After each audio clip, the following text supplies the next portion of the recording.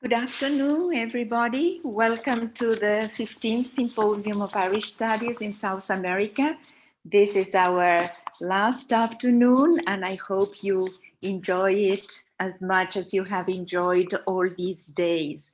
It is really a great pleasure to introduce you to Ambassador Jackie O'Halloran Bernstein, who joined the department of 1987 with postings in Buenos Aires, Vienna, and New York. She is currently Ireland's ambassador to Argentina, Bolivia, Paraguay, and Uruguay. From 2014 till 2018, Jackie worked in disarmament and was a member of Ireland's award-winning negotiating team at the United Nations Conference, which adopted the Treaty on the Prohibition of Nuclear Weapons. She has a lifelong interest in equality issues and in Latin America. Jackie is married to Dr. Gustavo Bernstein and has 2 children, and she has a master's degree in history from University College Dublin. She is our speaker this afternoon, and I would like also to introduce to Caroline Moreira Eufrausino, who is going to be the moderator and will establish a dialogue with Jackie O'Halloran. Caroline is an English teacher and holds a PhD from the University of São Paulo's Modern Languages Department. She earned her master's degree at the National University of Ireland and is a member of the Brazilian Association of Irish Studies Board. Her research interests include feminism, Irish literature, gender studies, and the work of Anne Wright. So welcome everybody to this session. I am Laura Izarra, coordinator of the William Butler Yeats Chair of Irish Studies at the University of São Paulo, and it is a great delight to receive our speakers today. Please, Jackie, the floor is yours. Thank you so much, Laura, and thank you so much to the Brazilian Association of Irish Studies for inviting me to talk about Eliza Lynch in context today. And I'm really looking forward to the session.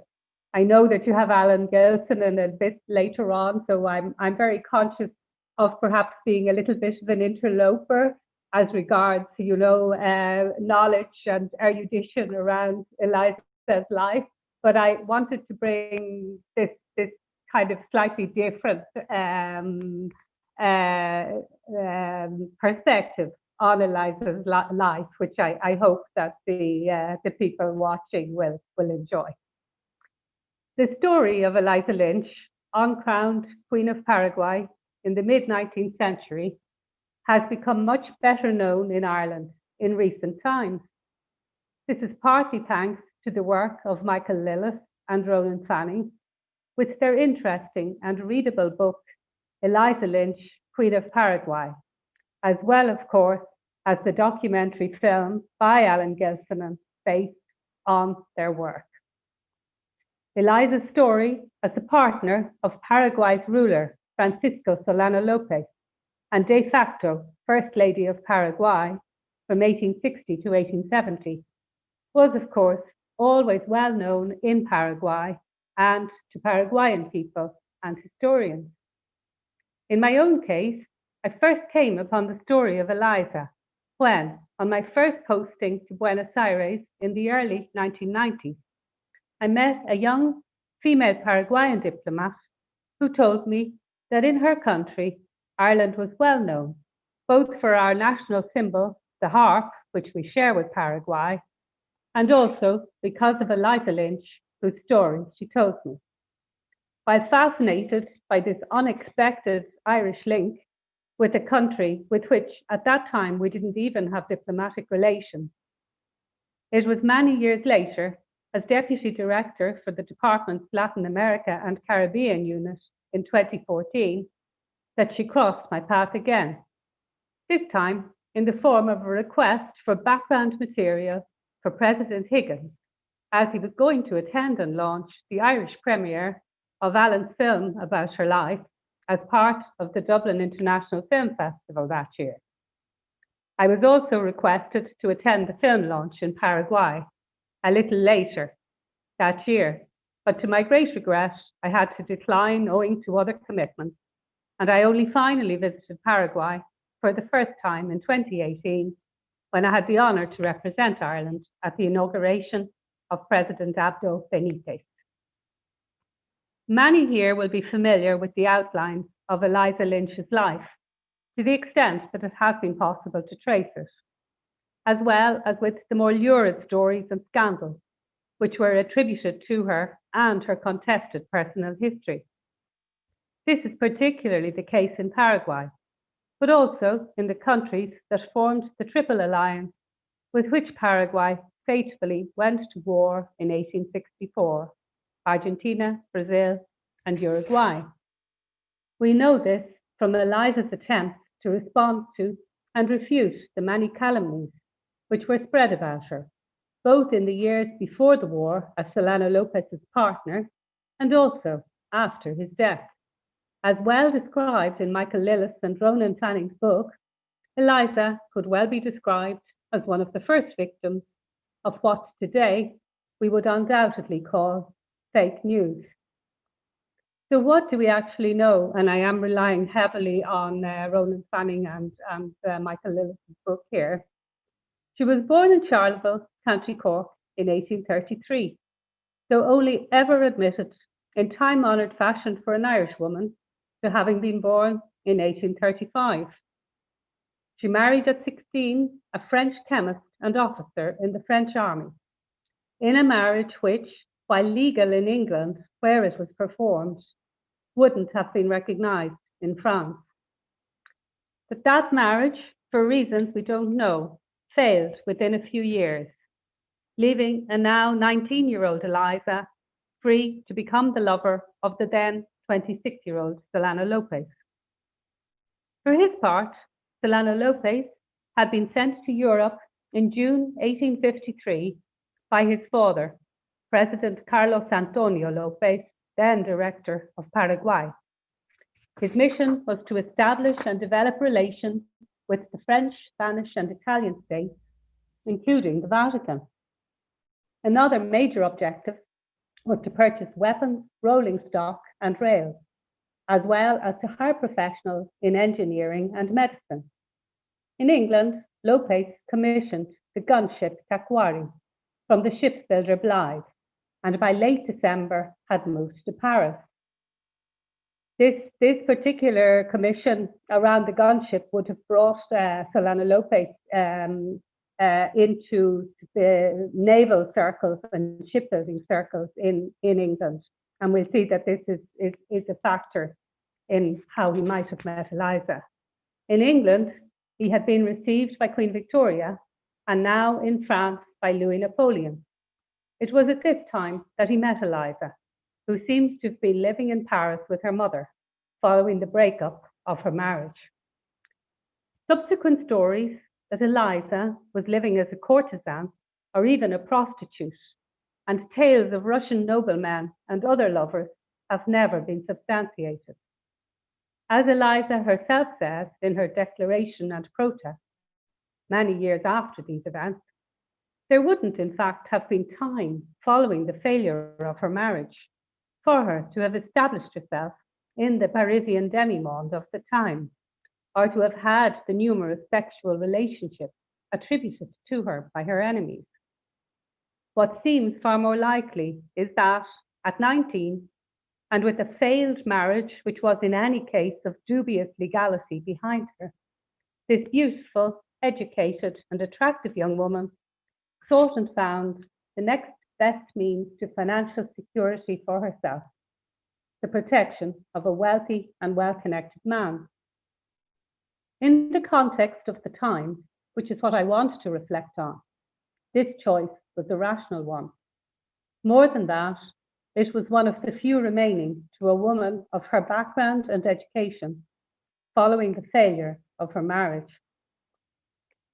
Eliza Lynch came from a respectable professional background, from a class whose young women were brought up to marry young men of similar background and standing. Her father was a doctor and came from an old professional clerical family. It seems likely that he died during or just after the Irish famine, possibly from one of the epidemic diseases which were rife at that time.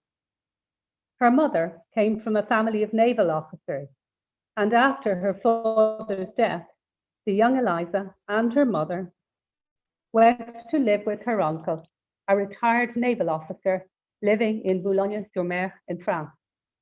As we know from the literature of the period, and increasingly from historical and social studies, there were very few opportunities open to women in these classes if they didn't marry. The family, described in the pages of Michael Lillis and Ronan Fanning's book, although a generation later, is very similar to that of Fanny Price, the poor relation and heroine of Jane Austen's Mansfield Park. Fanny, destined to be a non-paid upper servant and companion to her richer relations, was also the daughter and sister of junior naval officers. She was saved from her fate by the love of the youngest son of the wealthy family, Edmund. By contrast, the favourite daughter of the family, following a loveless marriage with a wealthy neighbour, throws it all away to elope with a lover who then in turn deserts her.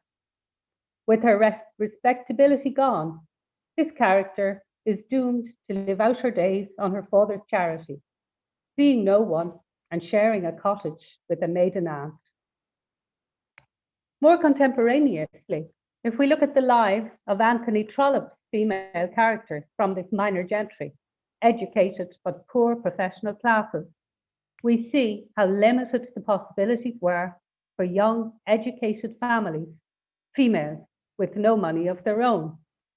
Looks and respectability were the only passport to security in this world for women. Otherwise, the options were few. Poorly paid teaching or companionship posts, or living on sufferance as a poor relation with better off relatives. And if you look at the lives of the Bronte sisters, they also, the only opportunities open to them, apart from those offered by their writing, were to be governesses and teachers in boarding schools for girls. In Eliza's case, once the respectability was gone, and this was, the respectability was gone with the possibly illegal and in any event failed marriage, with only her youth, charm and beauty to offer, the liaison with Lope, for whom it does appear she felt a genuine attraction, must have seemed very attractive. In this, Eliza was part of a strong tradition of 19th century Irish women who, refusing to accept lives of unparalleled narrowness, dullness, and poverty, instead chose to live differently, for which they were both condemned and envied by their peers. Women like Lola Montes, who was another Eliza, born in Sligo as Eliza Gilbert in 1821. When her marriage also failed at a young age, this Eliza took to the stage and, in the persona of Spanish dancer Lola Montes, captured the heart of the Duke Ludwig of Bavaria, became a countess, and eventually, following the 1948 revolution, for which she was partly responsible, was forced to emigrate to the United States, where, following various adventures, she became a worker and a lecturer with an organization which rescued so-called fallen women. Dorothy Jordan was yet another Irish woman who was able to use her unique talent to carve out a singular destiny. A truly talented actress, Jordan, whose family had originally been from a similar class to Eliza, but had sunk well beneath this by the time of her birth, went on the stage early, and following a series of love affairs and great professional success on the London stage, eventually became the lover of the Duke of Clarence, later King William IV of England. She had 10 children with the Duke, and though she died in poverty, as was sadly the eventual fate of many of these able women, many noble houses today count Dorothy Jordan among their ancestors. Returning to Eliza Lynch, she secured a release from any claims on any future property that she might acquire from her ex-husband and sailed for Paraguay. For 10 years, she lived the life of the favored mistress and de facto First Lady of Paraguay. Though not accepted by the ruling elite of Paraguay, which was attempting at that time to impose a more Victorian moral order on Paraguay's notoriously relaxed social code, she nevertheless acquired great wealth and social standing among visitors to the city, and from contemporary accounts, appears to have been popular with ordinary people. She remained with Solano Lopez throughout the terrible war of the Triple Alliance, until the bitter end when he and her eldest son, the 15-year-old Pancho, were finally run to ground and killed by Brazilian forces. The story of her insistence on a proper burial and her assisting with her bare hands in the digging of the grave remains emblematic of the story of this most terrible of Latin American wars. More serious to a modern sensibility than the allegations of sexual misconduct and of living with Lopez outside of marriage are the accusations that she was also implicated in and responsible for, not just the war itself by encouraging Lopez to it, but also for the terrible atrocities, including the cruel tortures and executions carried out by Lopez in his final years as conspiracies and military defeat closed in around him. Again, there's no evidence for her encouraging Lopez in his fateful decision to go to war, or that anyone other than himself and his small coterie of singularly poor advisors took that decision. Neither is there evidence of her complicity in the other horrors, other than in her choice to remain with him, if at that stage there was any choice. In later years, her daughter-in-law recalls her as a warm-hearted, sentimental, early Victorian Irish woman with a ready sympathy for anyone in trouble. In later times of stress, the families of political prisoners would beg her to use her influence in favor of their people, and on more than one occasion she did so at the risk of her own life, for her influence with Lopez was very limited. Given the evidence of her later life, much of which was spent in futile attempts to retrieve what was left of her fortune from the victors in the war, it would seem that, like many women, and probably all mothers, her actions were driven by concern for her own and her children's lives and their future security and prosperity. Eliza died in Paris in poverty in 1886. Her remains were subsequently repatriated to Paraguay, and she was declared a national heroine of Paraguay in 1961. Her tomb is in the Recoleta Cemetery in Asunción. Thank you.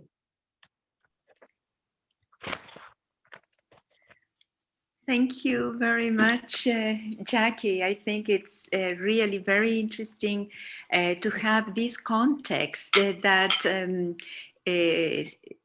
Eliza Lynch had to live in, especially as a Victorian, in Victorian times. And as you just said, there was no choice for women at that time, but she demonstrated, or she showed herself as a person very determined and also very independent in a way, taking decisions for herself, despite how risky these decisions were.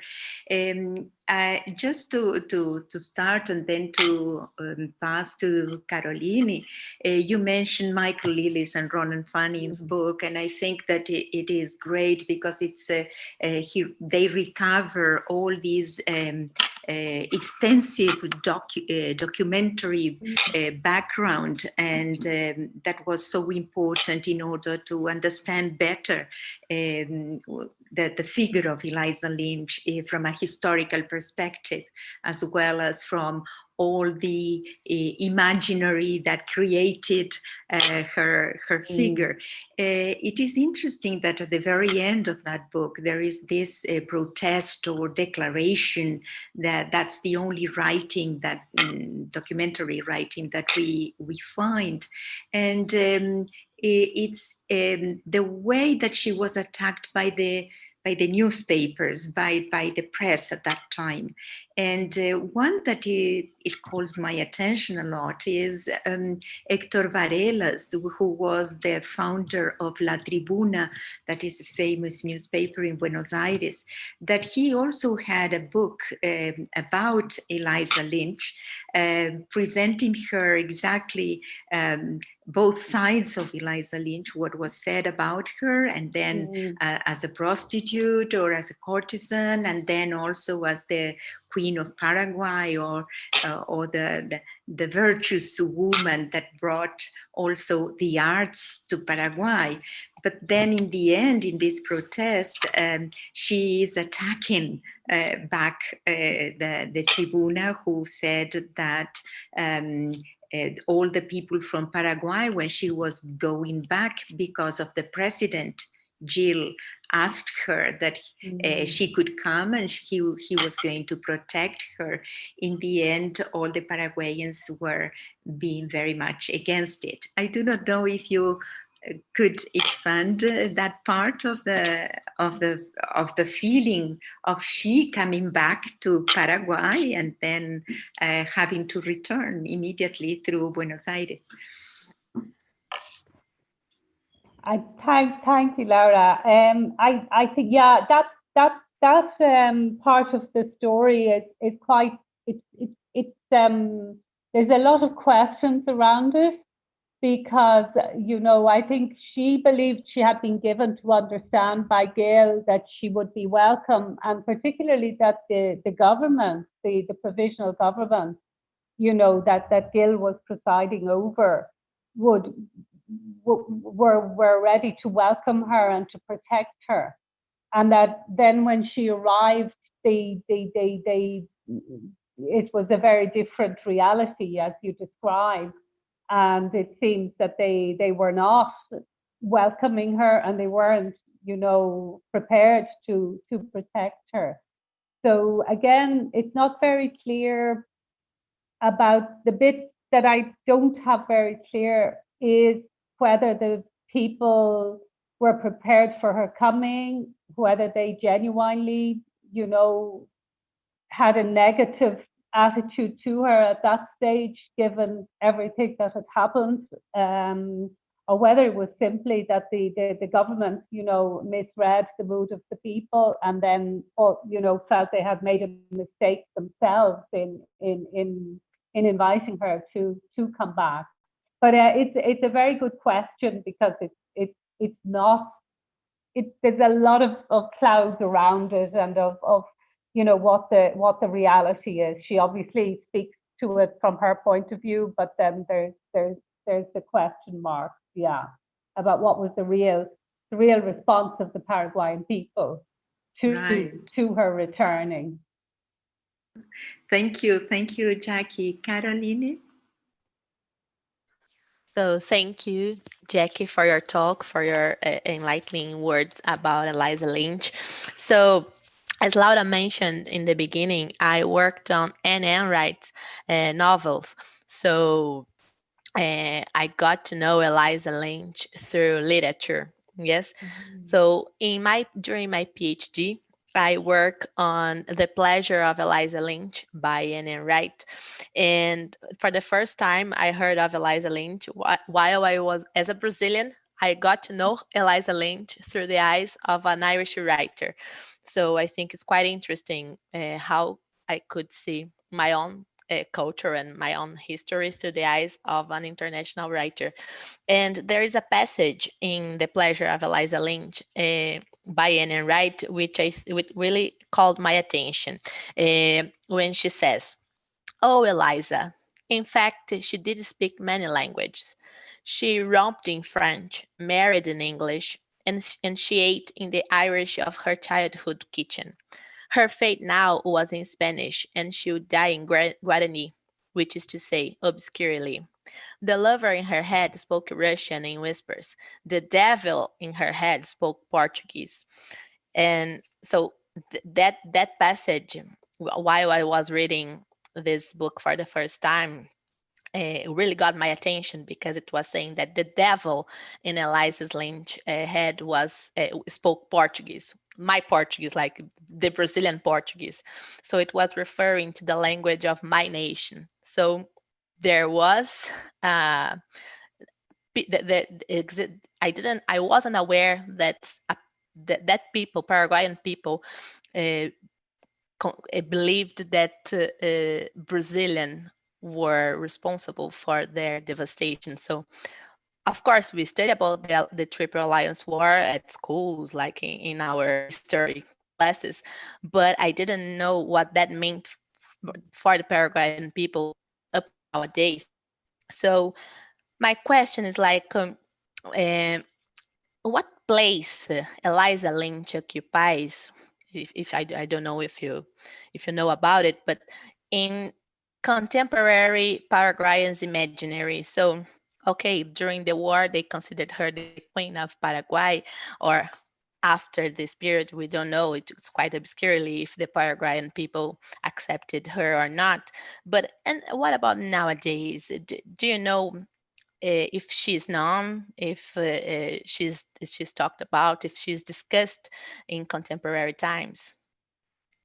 No, thank you, Carolina. And yes, I realized when Laura made the introduction and that you had studied the novels of Anne Ingram, that of course you would have this insight from her book on Eliza. Uh, Eliza is very well known in Paraguay today. I mean, she whatever about that in period immediately after the war, she certainly in this century, you know, she is regarded as very much a heroine of the war with the Triple Alliance. You know, it was for Paraguay, you know, well, it was the you know event in their modern history. They lost so many of their young men and of their population generally. And in their more modern reconstruction and their construction of themselves as a people, that resistance that Eliza showed at the end when everything was gone, it did touch something. It touches something in the modern Paraguayan sensibility, and she is very well known, and her role as a mother, as insisting on the proper burial for her husband and her son. You know, it does still resonate, and she's buried with full honors in the Recoleta there in Asuncion. And the story is very, very broadly known within Paraguay. Some of her descendants are still active. They're still the families are still there, you know, and some of them are active in public life in Paraguay. So her memory has been kept alive. As I said, you know, in 1988 or 89, whenever it was, that I met this young diplomat here in Buenos Aires from Paraguay, and she said to me straight away, "Oh, I know about Ireland. You know, we also have the harp as our symbol, and of course there's Eliza Lynch." And I mean, I'm ashamed to say had never heard of Eliza Lynch, and she told me the story. You know, she was the one who told me the story. So, and I did find it fascinating and went and looked her up, but there was very little about her then other than the bare bones. But now, thanks to Ronan and Michael Lillis' work, you know, we have so much more information. And I said it was just, you know, when I was reading the book and thinking about Eliza's life and you know all those 19th century novels that we read, and how they describe the lives of the women of those professional classes. what few outlets there were for them. You know, that was one of the things that struck me. And then the other thing that I thought would be interesting to do a little more research on for someone would be, because it's never been clear how Lopez actually came in contact with Eliza. You know, how did they actually meet? But if he was mixing in those naval circles, and because he was buying a ship and equipping a gunboat, then you have that link immediately, because they were the circles that she and her mother would have been moving in. These kind of minor naval officials and that kind of life. So I do think that's something that would be really interesting to follow up on from a little history research project for somebody maybe.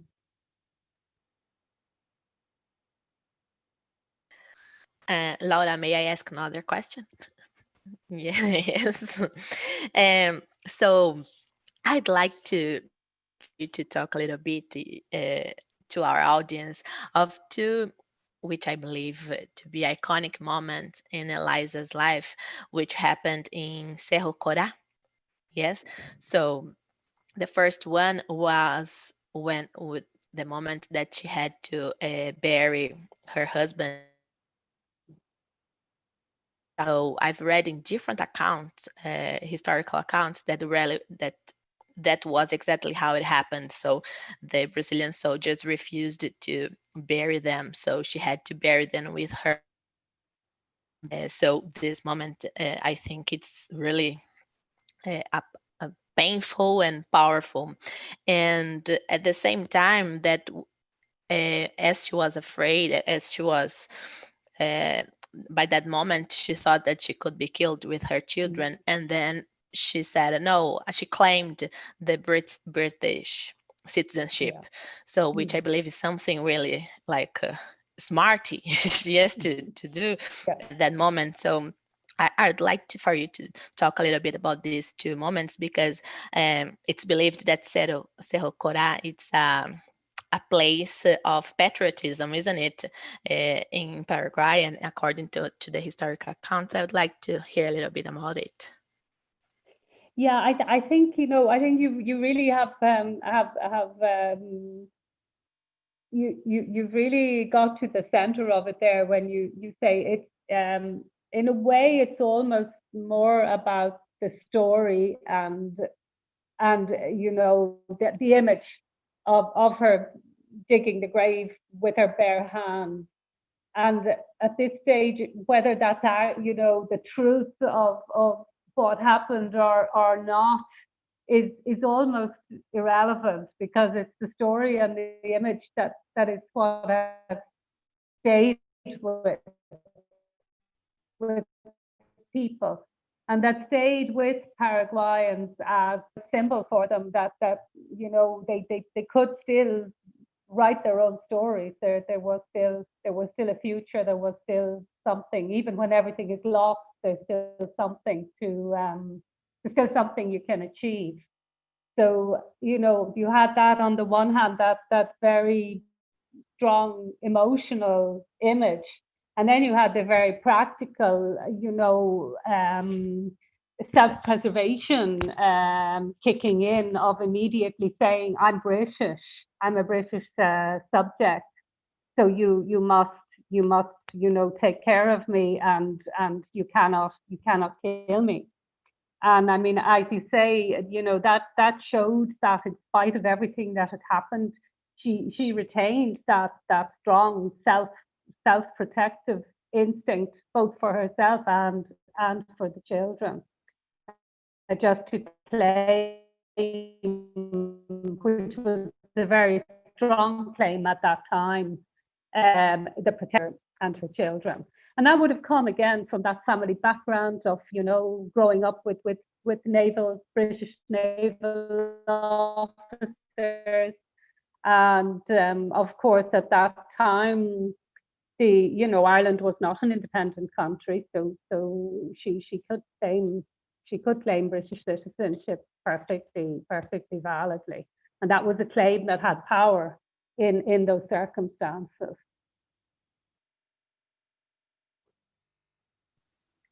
May I ask one question now, and then I pass to Caroline again. I would like to touch a bit the issue of a woman emigrant that brings us this, how to say, reminds us of the wild geese at the time when she went to Algeria with when she was only 15 years old. And then she came to Paraguay 5 years later, more or less, we said, according to her declaration, saying that people in Paraguay thought that she was 32 years old, but indeed she was 19 years old. So this idea of the woman emigrant facing all these challenges in different countries that she has never been before, different cultures like Africa. Of course, that France, when she was in France, it's more European. She was much more protected with part of her family. But then coming to South America, crossing the Atlantic, and then finding herself at the moment of arriving in Paraguay is such a shock, I think, cultural shock. But nevertheless, I do not know if you have something more to add in that context of the woman emigrant, the Irish woman emigrant, because the women who went to Argentina, for example, had a different kind of context to face, while Eliza had another one. Yeah, I mean, it's another perspective, isn't it? And yeah, I do know, because I've looked so much at the Paraguayan experience that the fact that, of course, she also went to Algeria with her first husband is something that's also very striking. I mean, you know, I think all these women who came to South America, they were such pioneers, and they were so brave. It was really, you know, quite an extraordinary step for them to take. About the women who emigrated to South America, particularly to our region in the 19th century. I mean, Eliza is often the only one that you actually, you know, see mentioned. And it would be great to have a bit more about those other women who maybe lived less on the surface, less dramatic lives, but who all went through that you know, extraordinary emigrating at a time when it was very difficult to, if not impossible, to go home again. I think she, once she had thrown in her lot with Lopez, she does seem to have entered very wholeheartedly into that life. And you know, she was credited with having brought a lot of European culture and fashion to Paraguay at the time. And then, of course, she had the 10 children. So I think that might have been quite enough for any woman. But it's an interesting way of looking at her, and I think, yeah, you know, one tells, but actually, you know, thinking of her as an immigrant is something that could also be very fruitful and could yield some interesting insight. I mean, the other two women as well, like Lola Montes, Eliza Gilbert, you know, who fetched more or less practically caused the 1948 revolution in Bavaria. I mean, she also, you know, I think a lot of these women had to, going back to James Joyce almost, and having to leave Ireland, you know, or leave, in Eliza's case, she had grown up in France, but to leave your roots and your family in order to find a better life for yourself in whatever path that way that took you.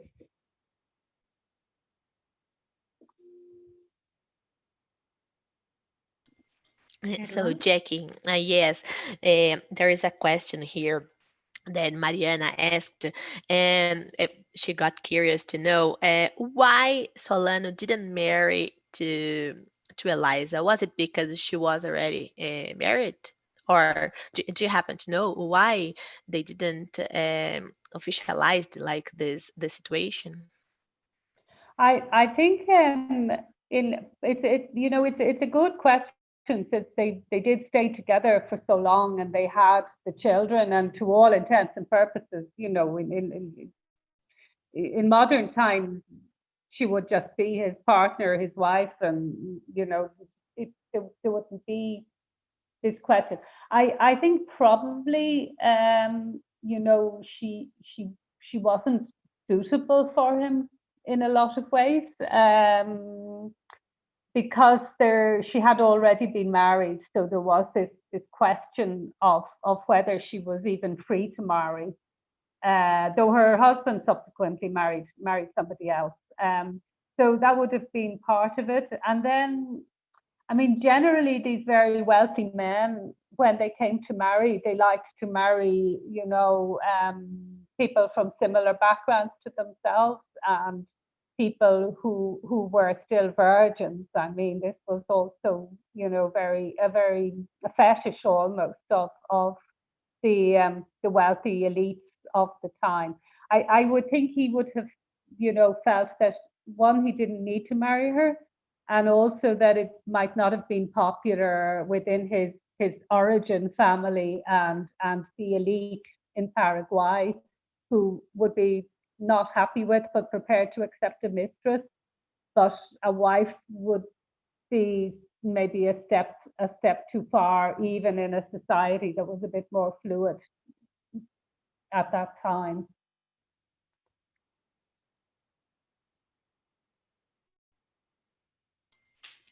Yes, and I have another question here.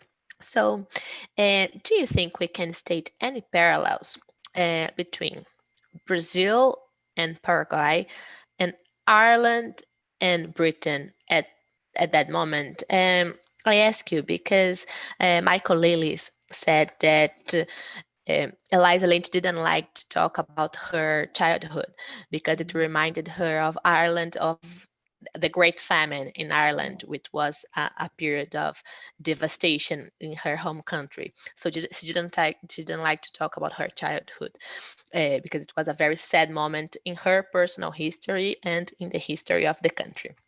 But during the period of the Great Famine, Ireland was not independent, was part of the UK, and UK by that moment was one of the richest countries in the world, like it was the great empire in the world. Okay, and then when we come to Brazil, Michael Lilly said that during the Triple Alliance War, that Eliza Lynch just saw that the devastation of the Great Famine when she faced war in Paraguay, because it was said that Brazil kept fighting the war alone, because Paraguay was easily defeated by the three countries, but Dom Pedro II, the Brazilian emperor at that time, he wanted to kill Solano Lopes, so he kept the war, and those years devastated Paraguay. Like not only the war itself, but that continuation of that war, which was not like a war of the nations. It was something really personal of the Brazilian emperor and the Paraguayan Solano Lopes. So these moments of devastation in Ireland in relation to UK and Paraguay in relation to Brazil, of course, regarding the difference of the situations. One was because of the famine and the other because of the war. But these moments of devastation, and can we make any parallels regarding imperialism of that 19th century? What do you think? I think there there were two very different tragedies. The famine, while the effects of the famine were greatly exacerbated by the kind of trade policies and thinking that was in place at that time. It was a natural disaster. And, you know, it wasn't man-made, it was a natural disaster. Yeah, it's interesting that she never spoke about it. It's really, really common if you study, and I know that the association, that there have been a lot of link-ups with historians from North America about the Irish experience in North America. The people who survived the famine, who emigrated to the US and to South America also, and the other countries, their children and grandchildren tell us that they never ever spoke about it, that there was a huge amount of survivor guilt, and that it was very, very rare, you know, because when I worked at the consulate in New York, I knew a lot of older Irish people who in turn their grandparents would actually have survived the famine. And they said, you know, that they never ever spoke about it, that it was simply something that was never spoken about. And I think, you know, for Eliza then to go through what was, you know, in terms of devastation and death, and there was a famine as well, because by the end of the war of Paraguay, there was nothing left to feed anybody. So, you know, to live through a second time something so devastating, but from a very different cause, you know, at the end of the day. And now she was a grown woman with her partner and her children, rather than a child or young girl, leaving a devastated country. So yeah, she certainly, you know, was touched by these two enormous tragedies. But I do feel myself that they were very different in their nature. And maybe, you know, the war as well, while it's being lived, is one thing, and then it's different afterwards when the historians start looking and seeing the dynamics that were at play, and seeing that, oh well, what if, you know, but I think, you know, historians agree that it was a war that, had it not been for the personalities and the characters of the main protagonists, could have been ended much earlier.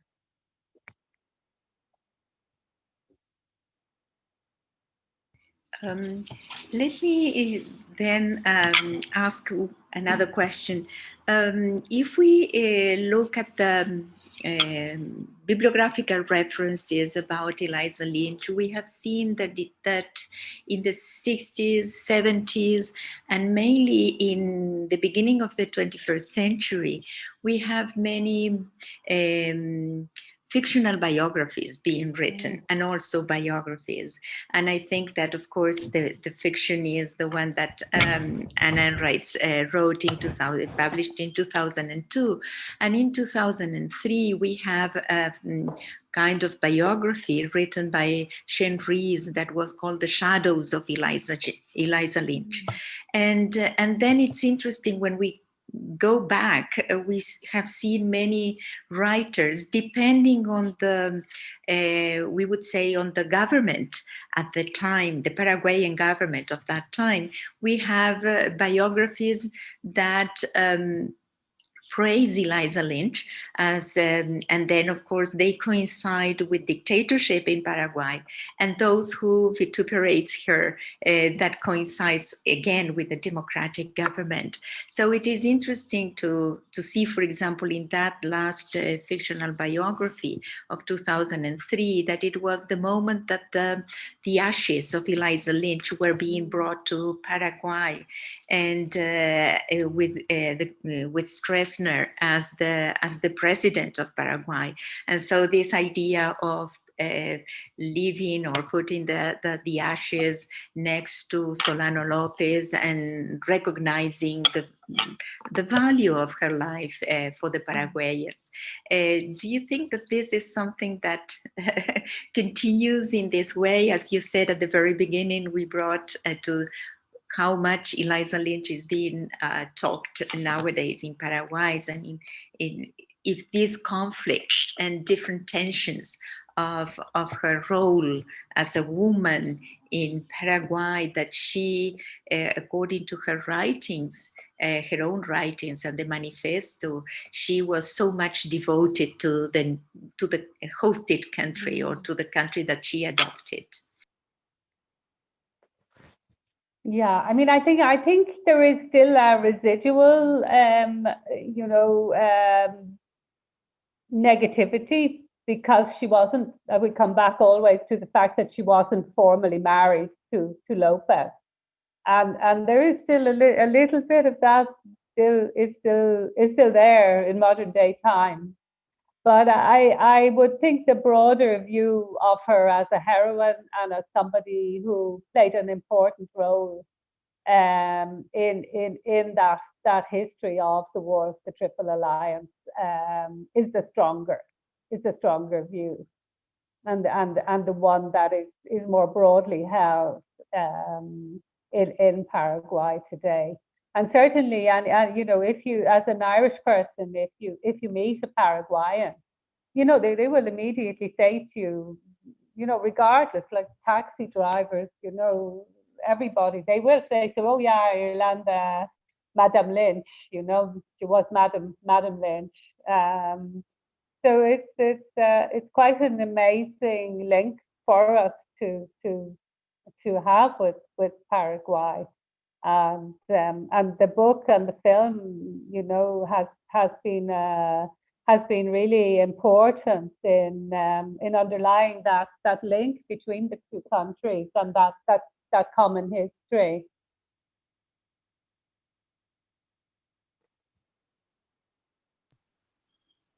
Carol, would you like another question? Because I do not know if there are other questions from the audience. I haven't seen, because my internet fell down and then came back, and so I missed some of the comments. But people are really enjoying this, your talk, Jackie.